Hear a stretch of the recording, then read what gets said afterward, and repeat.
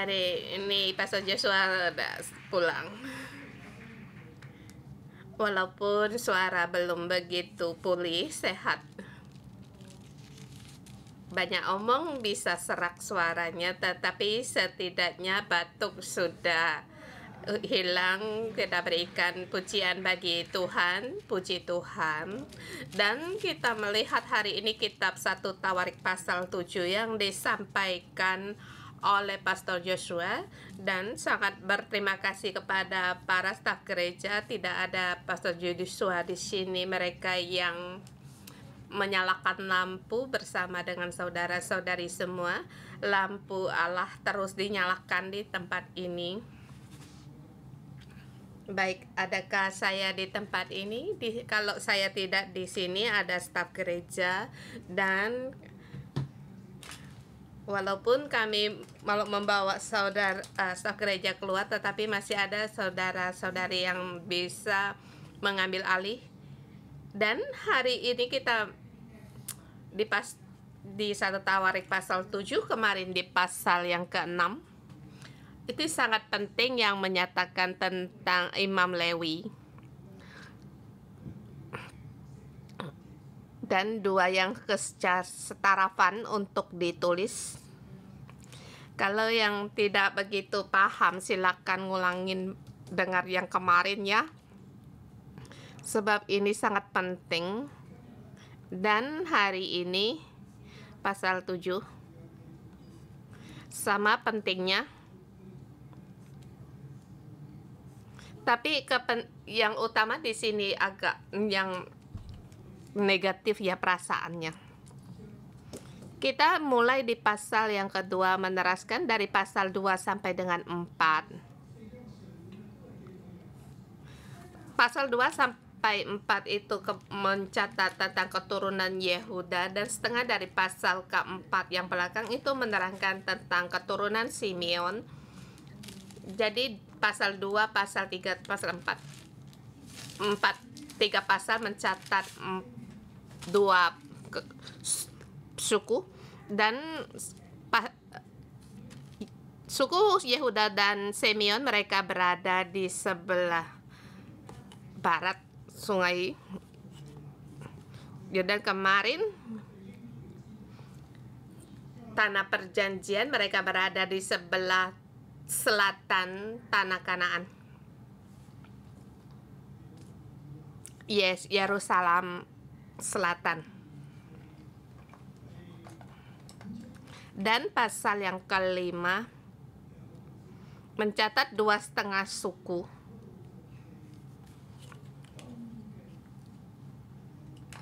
Ini di sebelah timur Sungai Yordan, sebelah timur 2,5 suku. Kita membaca Alkitab di Perjanjian Lama, kita harus tahu letak peta mereka. Ruben, Gad, dan setengah dari Manasye mereka berada di sebelah timur Sungai Yordan. Sebelah timur Sungai Yordan. Mereka di situ, mereka tidak ingin masuk ke Kanaan.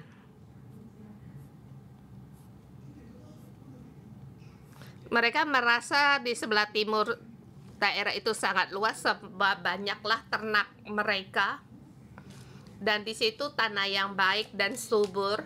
Dan dia berkata, kami tinggal di sini, kami tidak masuk ke Kanaan. Ya, walaupun Musa tidak bersedia, tetapi mereka bersedia berjanji untuk bersama ikut berperang dengan saudara-saudara mereka, kemudian balik kembali.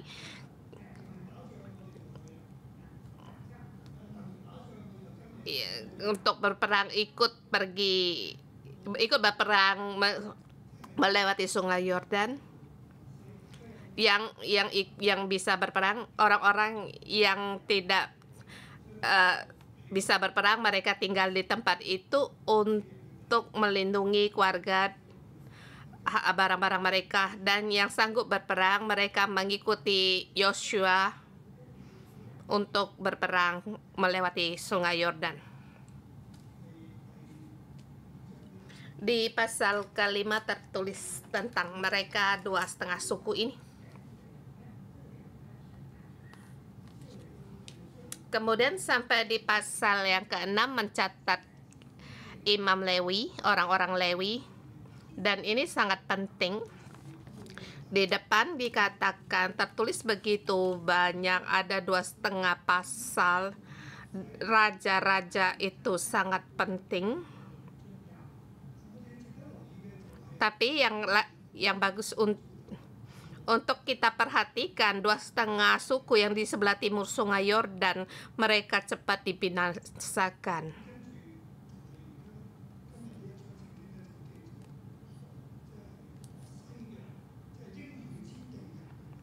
Dan hari ini yang tertulis tentang 11 barat di tanah perjanjian, sebelah timur sebelah selatan telah diterangkan, yaitu suku Yehuda dan Simeon. Dan sekarang di sebelah barat. Di sini ada 4 suku. Ingatkah?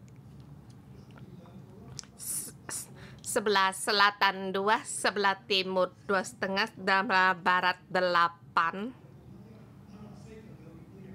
Sebab Manase di 2 timur dan barat juga masing-masing ada setengah-setengah. Mereka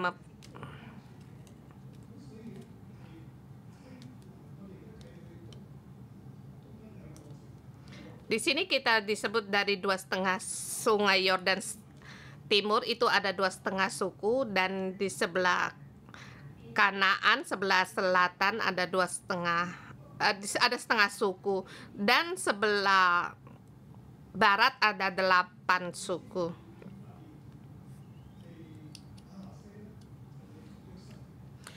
Sebelah 12 suku Efraim dan Manase itu dari keturunan Yusuf, dari 2 suku. Jadi ambil juga dari suku Lewi, jadi semuanya ada 13 suku ditambah Manase dan Efraim, di situ ada 13. Lewi mereka diundi menjadi 12. Di sebelah timur di situ ada 2 suku, 2,5 suku. Di sini seberangnya lagi ada 2,5 suku. Di sini ada tanah perjanjian. Sebelah selatan ada 2 suku, yaitu Yehuda dan Simeon, dan sebelah barat di situ ada 8. Tetapi waktu kita membaca Sungai Yordan barat, kita baca di situ hanya 6, sepertinya hanya 6 suku, dan si Zebulon tidak ada di situ. Mengapa tidak ada dari suku Dan? Mengapa dari Zebulon juga tidak ada? Bukankah mereka juga masuk dalam tanah perjanjian? Di sini poinnya. Mengapa masuk di tanah perjanjian satu suku itu tidak ada? Bahkan silsilah pun tidak tercatat, nama pun tidak ada.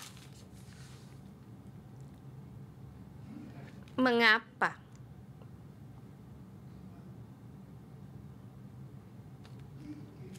Dan di sini di 1 Tawarik tertulis, ini sesudah dibawa diangkut ke pembuangan, itu sesudah diangkut pembuangan, itu di zaman apa? Ini layak untuk kita renungkan. Kita menemukan di waktu kapan kedua suku ini tidak ada, dan ke-6 suku ini ada Efraim. Mereka mengapa bisa dicatat? Mengapa suku Benyamin bisa tertulis dan masih terus tertulis? Di kapan mereka tidak ada di 1 Tawarik menulis ini?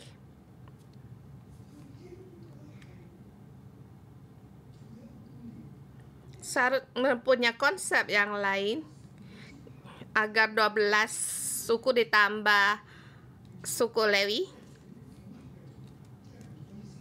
Tidak boleh ada yang kehilangan. Sebab suku Israel sangat mengutamakan hal ini. Di perjanjian lama kita bisa melihat 12 suku ini mereka harus ada. Rata baru disamakan 12 suku dari Israel. Mereka harus rapi dan masih terpelihara. Tapi di sebelah barat, kedua suku ini data-data mereka tidak diketemukan. Dua suku, yaitu Zebulun dengan Dan. Mengapa tidak ada data-data mereka? Sebab yang berusaha untuk masuk semuanya itu ditulis. Mengapa tidak ditemukan? Di sini untuk kita renungkan, dan ini juga sesudah dari diangkut pembuangan yang paling awal di zaman Isra. Zerubabel dan Nehemia. Di zaman kebangkitan rohani 3 generasi dan juga lebih akhir lagi. Pada zaman Nehemia sudah tidak ada. Mungkin sekitar 200 tahun Masehi, dan mereka kesimpulan dari sejarah mereka dan satu tawarik ditulis, dirapikan kembali, dibenahi kembali, dan sangat ingin 12 suku semuanya tertulis.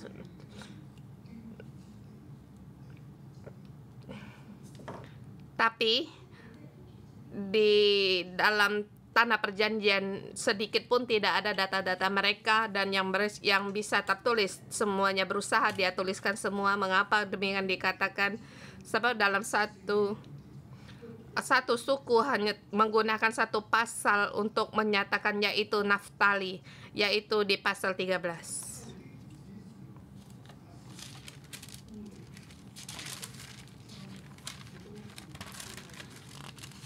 Di sini keturunan dari Naftali mereka yaitu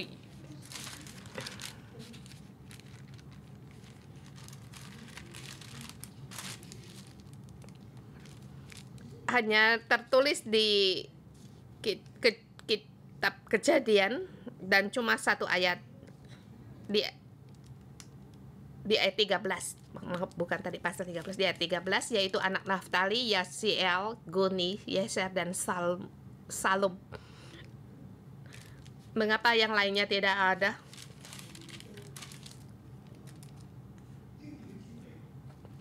Bahkan mereka sampai di tanah Kanaan, Bani Naftali, mereka masuk ke tanah perjanjian, silsilah mereka pun tidak ada. Hanya yang awal yang tertulis, berusaha untuk dicari tetapi tidak terdapat menemukan data-datanya. Sesungguhnya apa yang terjadi? Di sini kita membaca Alkitab kita yang harus kita pahami. Dengan demikian tertulis di sini kebenarannya di mana?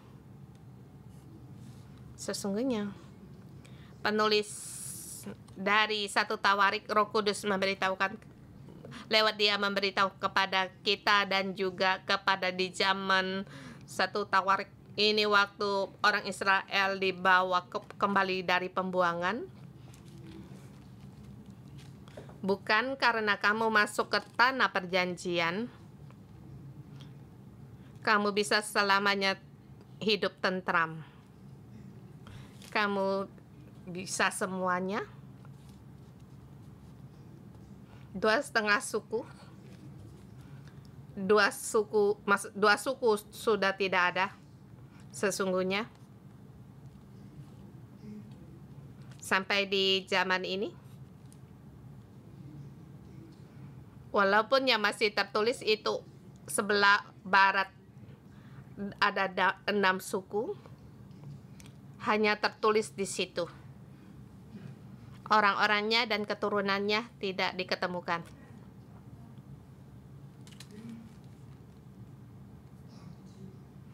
Delapan suku ini kebanyakan sudah tidak ada lagi. Bagaimana bisa mereka diangkut ke pembuangan sampai ke sebelah barat. Dalam jajahan Asyur, terlebih dahulu dibinasakan di sebelah timur Sungai Yordan. 2,5 suku ini dibinasakan terlebih dahulu, kemudian 8 suku kemudian di 8 suku di sebelah barat Sungai Yordan. Dan juga dijajah dan mereka diangkut ke dalam pembuangan. Walaupun sekarang masih ada silsilah dalam catatan keluarga, itu pun tidak lengkap. Orangnya, keturunannya telah diangkut ke pembuangan, bahkan mereka menikah dengan bangsa asing, percampuran darah. Mereka kembali dari pembuangan, sesudah itu kembali untuk merenungkan kita bagaimana bisa terus untuk hidup. Sekarang kita berada di Yerusalem. Kita bisa dalam 3 gerakan kembang untuk pulang, dan juga masih ada saudara di Persia yang masih tersebar di mana-mana. Dan sekarang kita kembali masuk dalam kebangkitan, dan kita kembali, dan orang-orang ini adalah orang-orang Alia. Kembali ke Yerusalem, orang-orang yang berziarah kembali ke Yerusalem, dan kita kembali di tanah perjanjian. Seharusnya apa yang kita perbuat? Sejarah tertulis, sejarah yang terjadi. Mereka rupanya masuk tanah perjanjian, mereka bisa kehilangan perjanjian, tanah perjanjian. Keturunan mereka bisa habis, mereka bisa diangkut ke pembuangan. Dan sekarang kita kembali, apa yang harus menjadi pelajaran bagi kita? Dengar firman Allah. Ayat ini, pasal ini memberitahukan kita untuk mendengar firman Allah. Dengarlah hai Israel, Tuhan adalah satu-satunya Tuhan. Kamu harus dengan segenap hatimu, segenap jiwamu, dengan kekuatanmu untuk mengasihi Allahmu. Pada saat kita mengasihi Tuhan Allah kita, di perjanjian baru kita harus mengasihi sesama. Di perjanjian lama banyak sekali ayat dalam hukum Taurat juga memberitahukan kita untuk mengasihi sesama kita, saudara kita.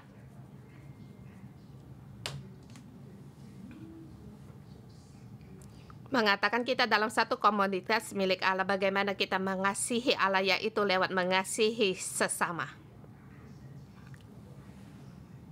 Tetapi Israel tidak mendengar.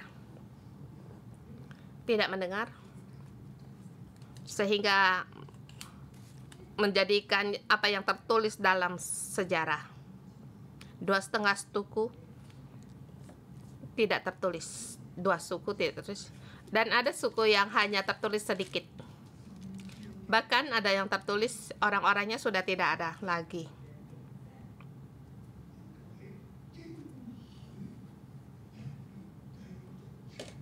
Tidak bisa hidup terus dalam perjanjian. Mereka masuk ke tanah perjanjian, tetapi mereka kehilangan perjanjian. Kuncinya, mereka tidak mendengar, tidak saling mengasihi. Seluruh komunitas mereka terpencar. Allah mau mendirikan komunitas pohon kehidupan. Saya mengatakan komunitas pohon kehidupan, yaitu yang dari Allah.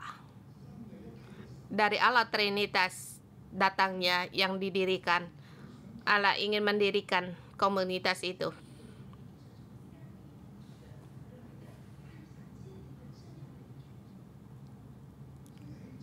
Jadi di kitab Yesaya demikian ditulis, Roh Tuhan Allah ada padaku dan mengurapi aku, dan terus seterusnya, agar mereka disebut pohon terbantin kebenaran yang ditanam oleh Allah.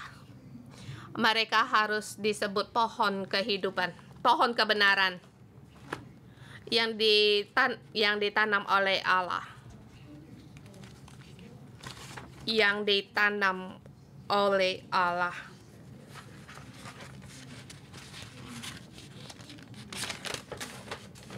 Yaitu yang satu yang ditanam, pohon yang ditanam oleh Allah, yaitu tanaman yang ditanam oleh Tuhan. Dan di dalam seluruh komunitas yang ditanam oleh Allah, dan komunitas agar untuk mempermuliakan Allah yang Allah dirikan, yaitu komunitas milik Dia, bukan milik dunia.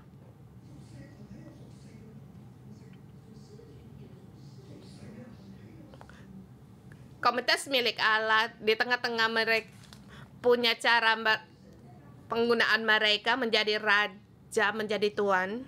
Tetapi yang kita rindukan yaitu hal dunia, komunitas dunia. Bahkan sekarang orang-orang dalam pembuangan menyerang kita juga menggunakan komunitas dunia, cara mereka, pikiran mereka untuk menyerang kami.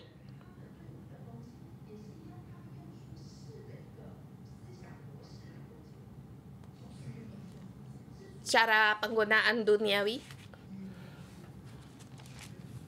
bukan cara penggunaan milik Allah. Jadi saudara-saudari semua, kita harus berhati-hati. Kita di dunia ini, ya memang benar kita di dunia ini harus dengan keleluasaan, harus dengan pengambilan suara dan lewat saya, sebab saya yang terbesar, dan banyak cara-cara dunia lainnya lagi. Dan tapi kalau komunitas milik Allah bukan demikian. Kita harus mendengar firman Allah, kita mengikuti Allah. Segala sesuatu ada Allah, dan lewat Allah, lewat pilihannya, lewat urapannya, lewat Roh Kudus menuntun.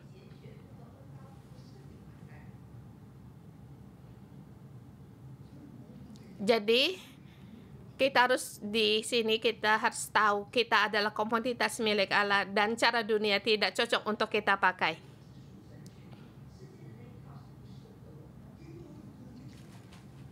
Saudara-saudari yang di pemasaran,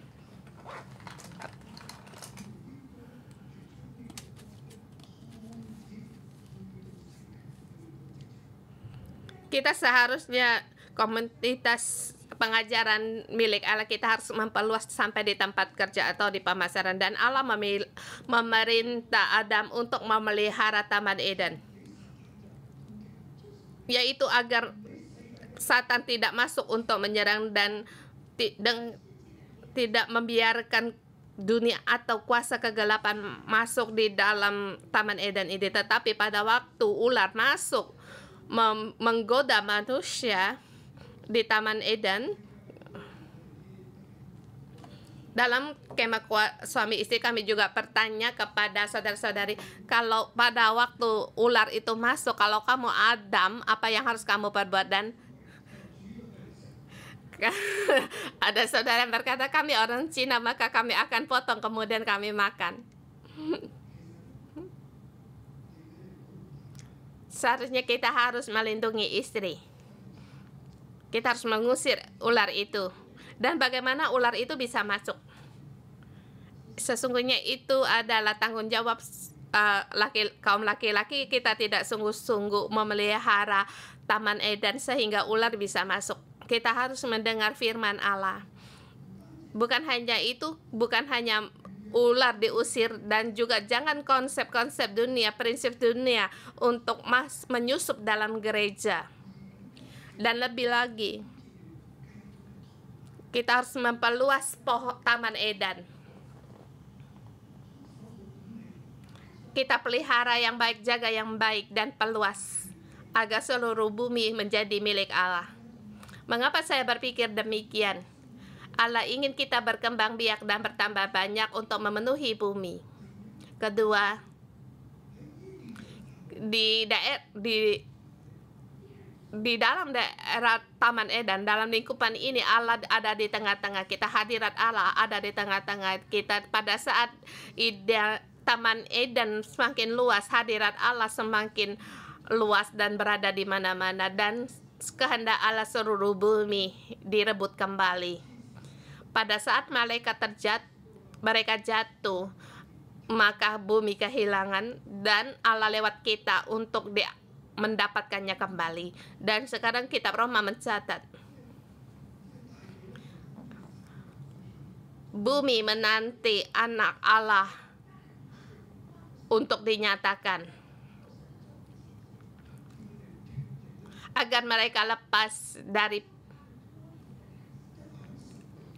susah payah mereka untuk menikmati kemuliaan, kebebasan, kemerdekaan dari Allah. Dan Allah memang lewat kita dari komunitas pohon kehidupan dan cara konsep kita berlaku untuk sampai di tempat pemasaran kita, tempat kerja kita.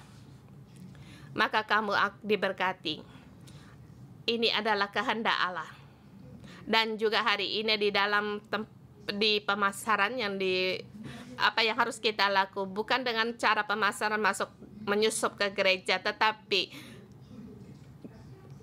kita harus menggunakan kebenaran dari gereja untuk masuk di dalam pemasaran. Dan mengapa 4 suku ini bisa kehilangan, dan 2,5 suku dari sebelah timur mereka lebih awal binasa sebab mereka tidak mendengar firman Allah. Mereka menyukai dunia dan mencintai hal-hal duniawi. Dan bagaimana hal dunia bisa berkembang? Yaitu dengan menyembah Baal, menyembah Asherat. Mereka menyembah Asitoret. Mereka mengorbankan anak mereka sendiri. Mereka bahkan membakar anak mereka untuk dipersembahkan kepada Molok.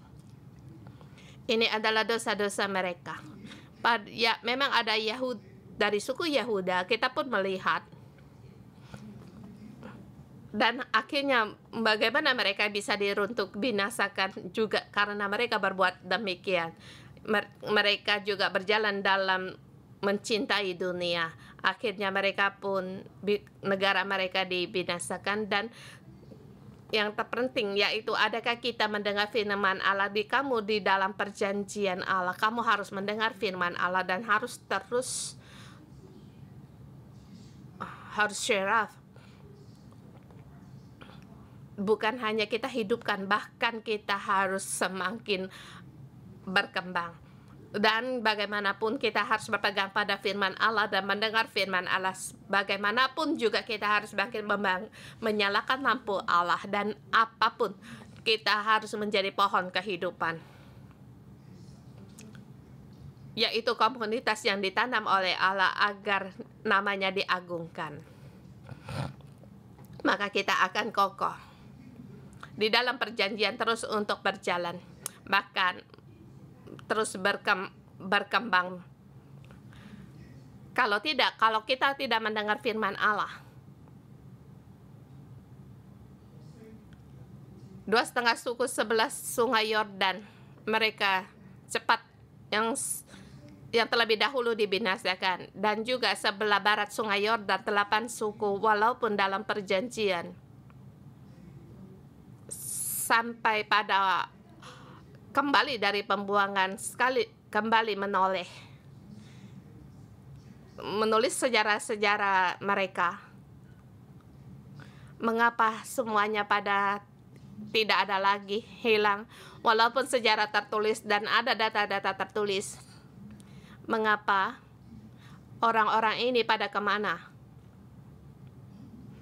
Mereka tidak mendapatkan anak cucu mereka. Ini bukan kehendak Allah. Kehendak Allah, yaitu agar 12 tugas ini terus tetap terjaga, hidup.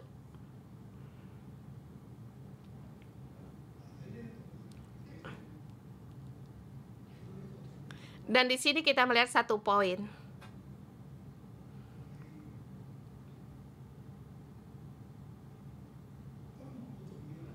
Raja sangat penting. Itu kita kesimpulkan dalam beberapa pasal. Imam Lewi, jabatan mereka juga dalam posisi mereka dan untuk melakukan kewajiban mereka, itu sangat penting. Dan kita melihat selain itu, suku Dan, Zebulun yang masih tertinggal, suku-suku yang lain ada tertulis. Tetapi apakah yang layak mendapatkan sehingga tertulis dan silsilah mereka masih ada di sini? Apa yang layak, yang bagus untuk kita renungkan di sini dalam dua bagian. Salah satunya, mengapa suku Dan mereka sudah hilang? Rupanya suku Dan mereka waktu diundi dalam pembagian tempat yang bagian mereka tidak mau negeri itu, tanah itu. Dia pergi di paling barat. Di situ melihat tempat itu sangat baik dan ingin tempat itu, dan tetapi itu sudah keluar dari perjanjian dan negeri tidak dibagikan untuk dia. Yang Allah berikan kepada mereka, mereka tidak mau dan mereka merindukan akan barang yang lain. Dan suku mereka sangat awal sudah dibina, sudah tidak ada lagi, dan demikian juga mereka membuat patung Mika yang pertama kali berhala dari Israel, yaitu yang dibuat dari suku Dan. Di kitab Hakim-Hakim ada tertulis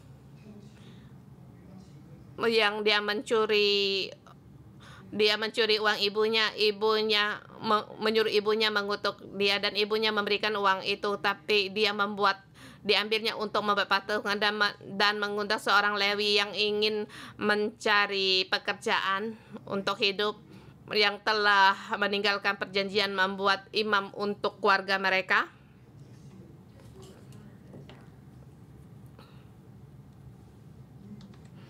Suku ini sangat awal-awal pun sudah lenyap. Dan suku-suku lain masih tertulis. Mengapa? Pada saat kamu membaca pasal ke-6, kamu bisa tertulis dari pasal 7, kamu bisa terus melihat dan membacanya. Terlebih dari suku Efraim. Mengapa suku Efraim dan suku Benyamin bisa tertulis? Dan saya akan katakan, sebab mereka di tengah-tengah mereka orang yang dipakai oleh Allah. Seperti Yusuf, jadi kedua sukunya masih tertulis.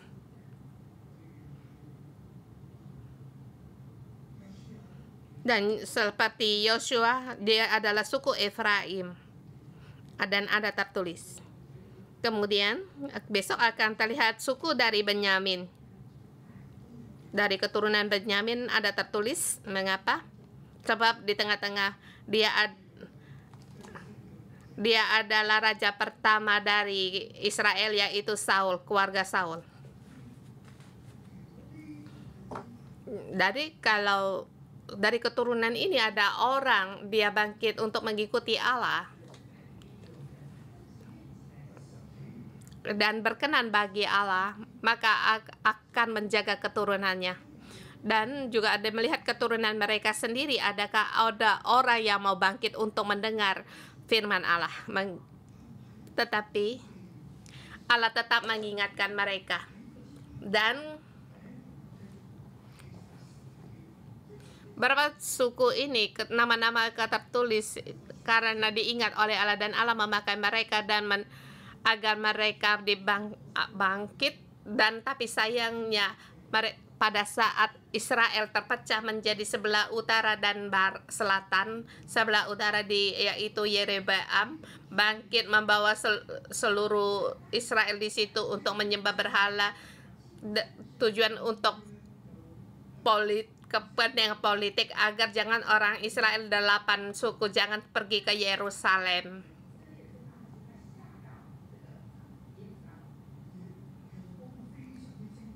Yerobeam dia orangnya sangat lihai, dan dia membuat 2 lembu tuangan, satu di daerah Dan, yaitu di Meka, satunya lagi di sebelah selatan di Betel, membuat 2 lembu tuangan dan berkata kepada 8 suku, lihat, inilah Tuhan Allahmu. Sesungguhnya berhala-berhala ini adalah berhala-berhala dunia. Dan Allah berfirman, jangan ada patung bagiku, dan juga janganlah kamu menyembah patung-patung itu. Kamu menyembah aku dan harus ke Yerusalem. Jangan membuat bagimu ada patung yang lain atau pohon-pohon untuk kamu sembah. Jangan menyebut nama dengan Allah dengan sembarangan. Semuanya ini telah melanggar dari hukum Taurat dan membuat 2 lembu tuangan. Karena demikian sebelah utara 8 suku, akhirnya mereka pun dibinasakan. Semua orang diangkut ke pembuangan. Dan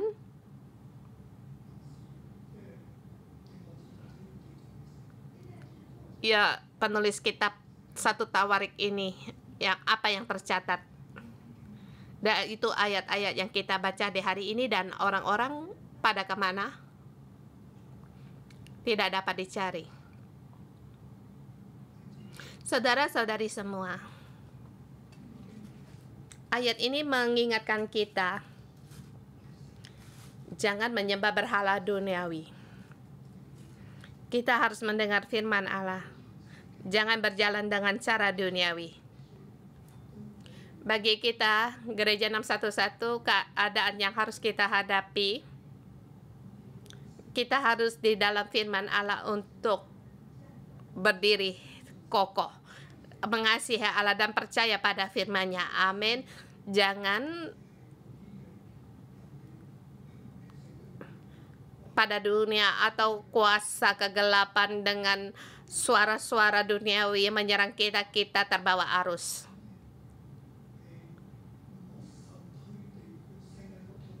Kita jangan menggunakan cara mereka, cara dunia, untuk kita pakai di dalam kita. Dan kamu merasa mereka tempat tertarik oleh mereka dan mengikuti mereka. Setan, mereka menjelajahi dunia seperti mencari mangsa yang bisa dia telan. Di Taman Eden ada seekor ular, dan hari ini setan juga seperti singa yang berjalan mencari siapa yang bisa dia makan, dia yang bisa dimangsa. Dia mencarimu, mungkin lewatmu, seperti tema-temanya ditulis, ditempel padamu. Dan apa yang harus kita perbuat? Kita harus usir. Kita usir dia. Jangan ikutin. Kita harus mengikuti Allah. Kalau tidak demikian, kita sudah dalam perjanjian, kita sudah di dalam plan-nya Allah, di dalam pohon kehidupan, di dalam tanaman kebenaran. Kalau tidak demikian, kita akan seperti 8 keturunan suku ini dan juga 2,5 suku sebelah timur, semuanya akan tertarik keluar. Sekarang dalam sejarah semua terjadi. Alkitab menyatakan sejarah sebab pekerjaan setan tidak berhenti, dan dia dulu mencobai merusak komoditas yang Israel yang didirikan oleh Allah. Hari ini Kristus telah datang mendirikan gereja. Kita menjadi gereja 611, kita punya urapan Roh Kudus dan berkenan bagi Allah, tetapi musuh mereka tidak berkenan, dia tidak suka kepada kita. Dan apa yang harus kita perbuat? Kita harus berdiri kokoh di dalam perjanjian. Poinnya yaitu harus mendengar firman Allah, hidupkan nafas pohon kehidupan dengan kasih, dengan menerima, dengan kebenaran, dengan pujian.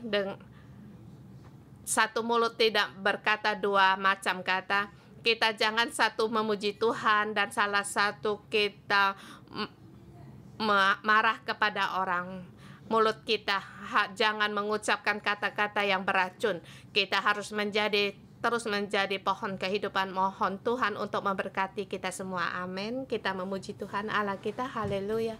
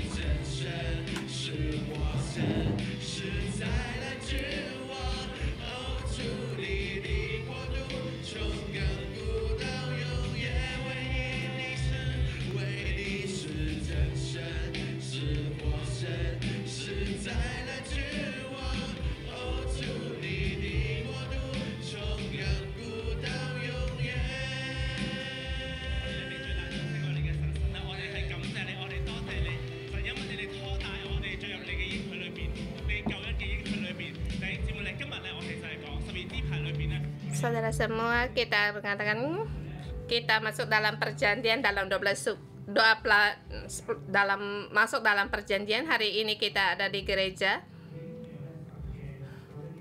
Kamu punya perjanjian keselamatan Allah, bahkan kita semua orang masuk di dalam juga suku, dan nama-nama kita juga diingat.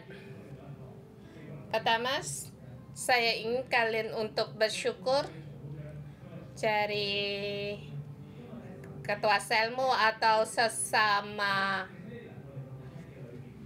dalam satu grup, teman. Jadi kita terlebih dahulu bersyukur pada Tuhan. Ini terjadi. Kita bersyukur, kita merenungkan bagaimana bersyukur ketua selmu atau penyertaan dalam ketua selmu. Kita melihat, menuntun di dalam kehidupan kita.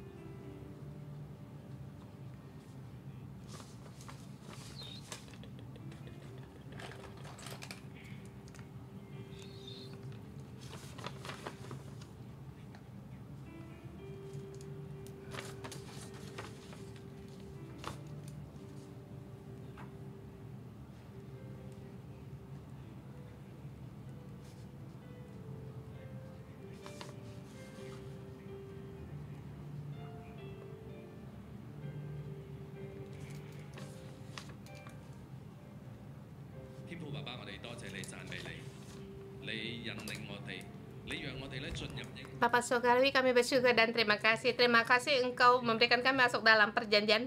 Selain itu juga kami dalam sel group dan bersama kami mengalami Allah, dan kami bersyukur dan berterima kasih, berdoa dalam nama Tuhan Yesus. Amin. Saudara semua, di dalam ayat hari ini kita bisa melihat sesuatu, dan ini sangat penting. Dan Pastor Joshua memberi kita melihat kita di dalam perjanjian bukan berarti selamanya kamu bisa berada di dalam perjanjian.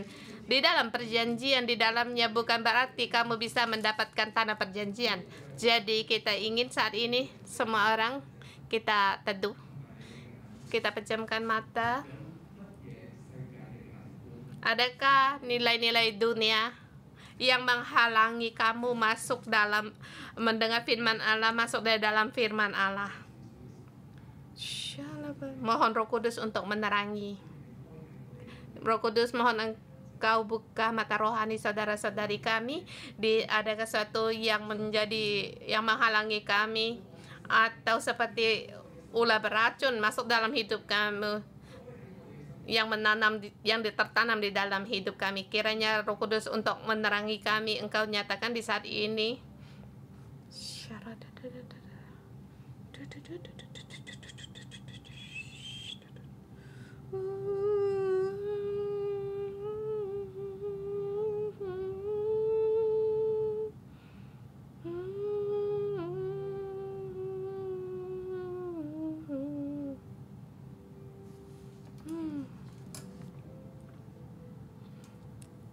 Roh Kudus, kiranya Engkau menolong kami, kebenaran di dalam kami. Tuhan, buang segala kejelasan dalam kami. Kiranya Roh Kudus sekarang membuka telinga kami, buka mata rohani kami. Roh Kudus berfirman kepada kami. Engkau menuntut kami. Tuhan, firman-Mu menerangi kami. Terangi kegelapan yang ada di dalam hidup kami.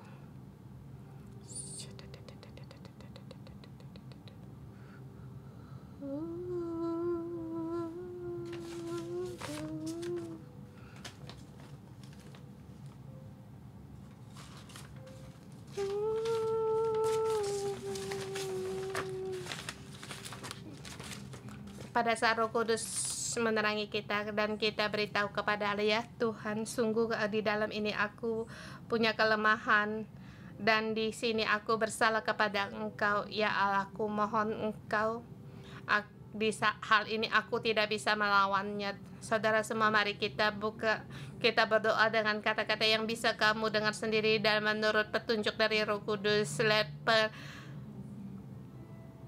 Teguran dari Roh Kudus, kamu bicara kepada Tuhan, beritahu kepada Allah, ya Tuhan, aku menyukai dunia ini, ya Tuhan, aku mengikuti jalan-jalannya ini, aku punya keraguan, aku juga goyah, ya Tuhan, aku sungguh tidak bisa. Konsep pohon kehidupan ini berakar di dalam hidupku. Kita mohon Roh Kudus untuk menolong kita.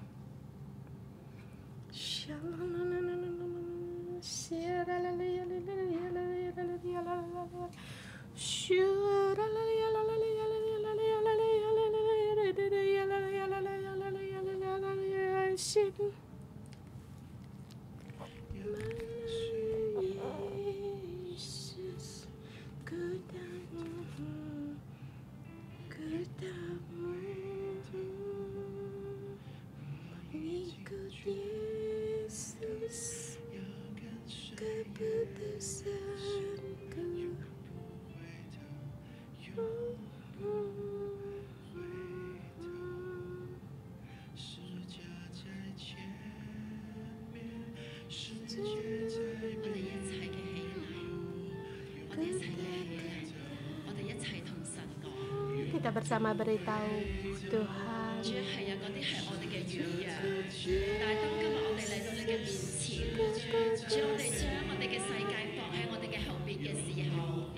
Tuhan, pada saat dunia kami letakkan di belakang kami mengikuti salib-Mu, Tuhan, Engkau tolong kami.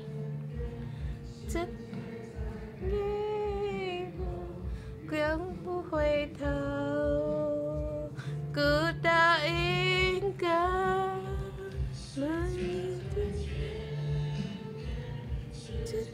di depan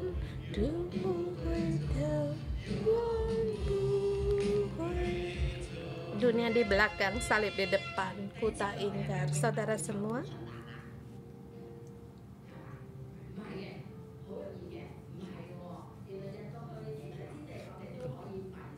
kita walaupun masuk ke tanah perjanjian, kita bisa tersesat. kita masuk ke tanah perjanjian, kita juga bisa tidak mau yang Tuhan berikan kepada kita seperti Bani Dan. Dia tidak mau negeri yang diberikan kepada kita.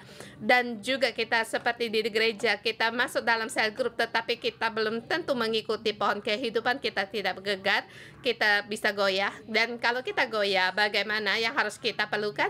Yaitu kita perlu komunitas pohon kehidupan. Kita di sini kita punya 4 orang bersama, 4-5 orang dengan seperti yang itu melambangkan pohon kehidupan. Kita harus memenuhi pohon kehidupan sesama.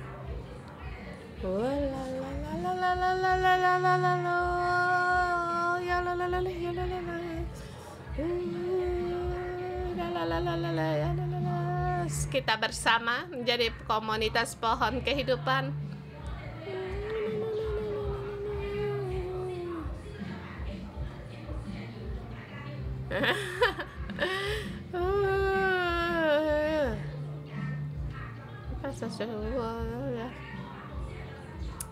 Kita lihat Pastor Joshua sebagai pohon kehidupan, suatu komunitas pohon kehidupan. Ini pohon ini.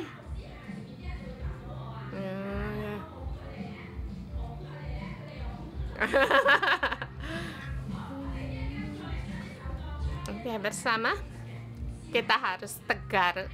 Kita walaupun menghadapi goncangan, kita punya komunitas, kita tetap teguh, kokoh.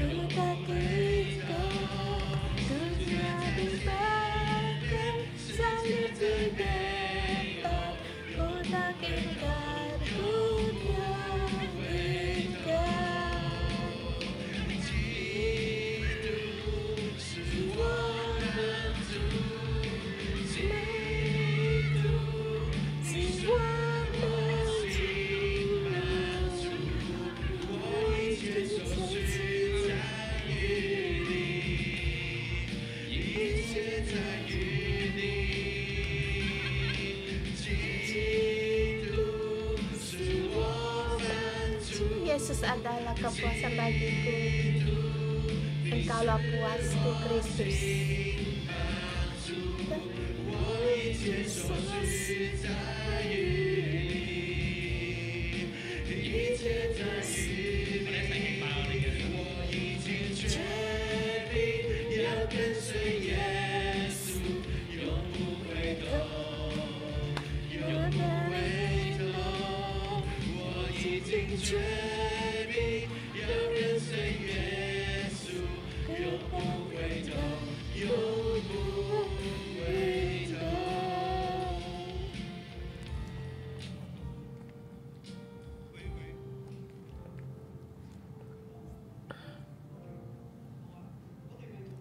Kita belum selesai.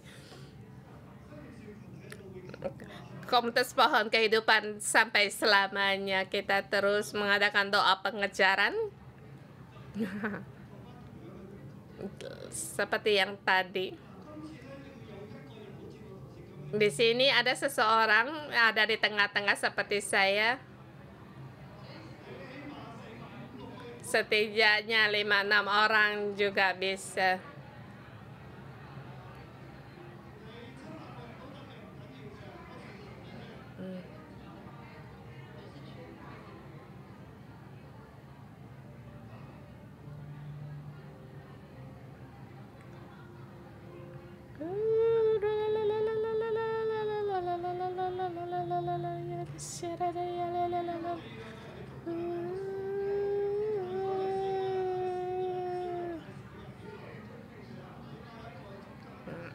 Ada satu yang di tengah, mengapa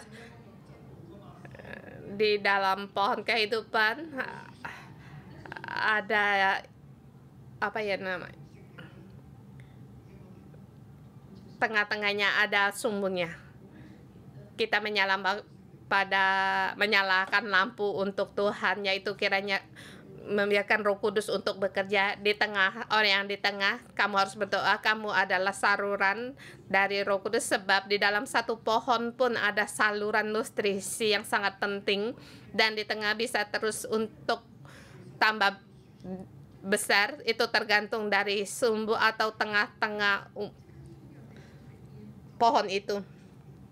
Dan air yang di sini kamu harus menyerap dari air Roh Kudus, air kehidupan, dan kamu harus terus menyediakan. Dan di orang yang di sekitarnya, saya harus menyerap, saya harus terima nafas kehidupan, dan aku harus menjadi pohon kehidupan. Dan kita pejamkan mata agar Roh Kudus terus bekerja. Roh Kudus, kami menyalakan lampu bagimu. Datanglah ya Roh Kudus, datanglah. Sediakanlah pohon kehidupan ini apa yang diperlukan, dan pohon kehidupan ini harus bertumbuh dewasa.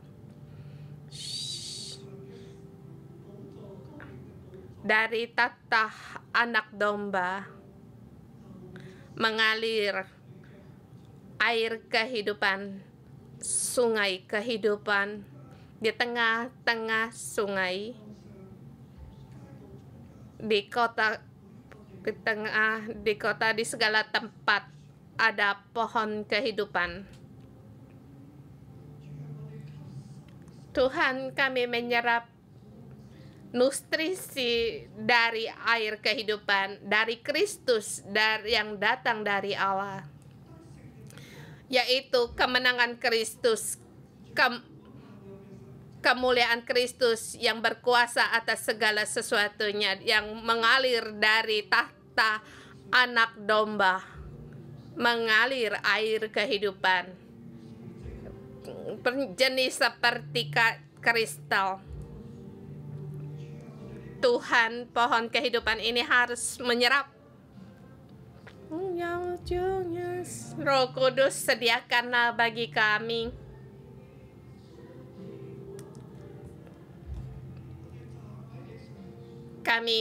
berdiri di tengah-tengahmu, di dalam Engkau. Kami menyerap nutrisi dari Engkau. Roh Kudus, Allah kami Tritunggal, sediakanlah bagi kami agar kami penuh dengan nafas seperti Kristus. Pulihkanlah kami, rupa kami seperti Allah waktu menciptakan kami. Yang di tengah-tengah anak kamu renungkan, kamu harus menjadi saluran serap yang di sekitar, kamu adalah pohon, kamu adalah buah, kamu harus berbuah terus untuk bertumbuh. Roh Kudus, kami pun bersedia masuk di dalam firman-Mu, menjadi planting darimu, tanaman yang seluruhnya milik-Mu, bukan milik dunia. Jagalah kami, semua saudara-saudari, di dalam pohon kehidupan berdiri dengan kokoh. Terus di dalam pohon kehidupan, Bapa, beri kami iman dan percaya, dan buang hati duniawi kami dan segala pikiran duniawi kami agar masuk di dalam pohon kehidupan ini. Karena Engkau dalam firman-Mu, Engkau berfirman, setiap firman yang dari pohon kehidupan yang disebarkan atau yang tidak percaya, yang bertambah banyak atau yang berkurang, Allah, Engkau dari pohon kehidupan dan dari kekudusan-Mu menghapuskan miliknya. Tuhan, Kami tidak mau bagian kami Engkau hapuskan. Kami mau mendengar Engkau dan menerima firman-Mu, melakukan firman-Mu. Kiranya Engkau memelihara kami dan jagalah kami, seluruh gereja kami. Dan Tuhan jagalah seluruh cabang-cabang gereja kami, saudara-saudari cabang gereja kami, dan kiranya Tuhan Engkau memberkati saudara semua. Kita renungkan, kita berdoa agar seluruh bumi, semua gereja menjadi gereja pohon kehidupan dan dalam pohon kehidupan ada bagian. Sekarang kita berdoa dalam bahasa roh, berdoa untuk mereka, bukan hanya untuk diri sendiri, dan semua gereja-gereja kita berdoa secara seluruh bumi, karena pohon kehidupan harus ditanam di seluruh bumi. Rupa Allah harus memenuhi bumi.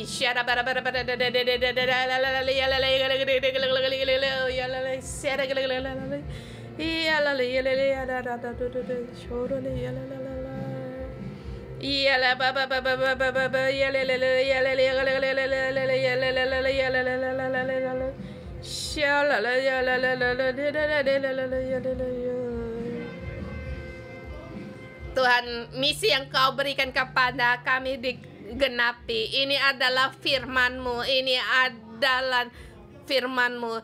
Firman-Mu tak pernah gagal. Tuhan, kami bersedia untuk percaya dan kami mau mendengar. Gereja di bumi ini, cabang-cabang 611, gereja 611 di seluruh bumi, gereja-gereja dalam partai apapun, asal Engkau percaya Yesus, kamu dengarlah, mengasihi Tuhan Allahmu, percaya pada Injil Yesus Kristus, berjalan mengikuti Roh Kudus, kamu pasti akan berkembang dan kamu akan terus dalam firman perjanjian Allah. Kehendak Allah hendak terjadi pada kamu setiap orang, seluruh gereja di seluruh bumi. Bangkitlah, kiranya Tuhan memberkatimu dan memberkati semua saudara-saudara semakin berkembang di dalam nama Tuhan Yesus. Amin. Haleluya. Puji Tuhan, kita renungan pagi sampai di sini. Tuhan Yesus memberkati.